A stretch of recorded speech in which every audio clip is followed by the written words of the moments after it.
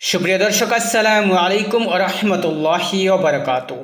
শবে বরাতের রাতে পাঠ করার একটি বিশেষ দোয়া, রব্বানা গফির লানা ওয়া লিইখওয়ানিনা আল্লাযীনা সাবাকুনা বিল ঈমান ওয়া লা তাজআল ফী কুলুবিনা গিল্লাল লিল্লাযীনা আমানু রব্বানা ইন্নাকা রাউফুর রহিম।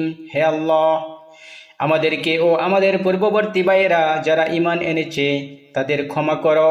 ঈমানদারদের বিরুদ্ধে আমাদের অন্তরে কোনো বিদ্বেষ রেখো না।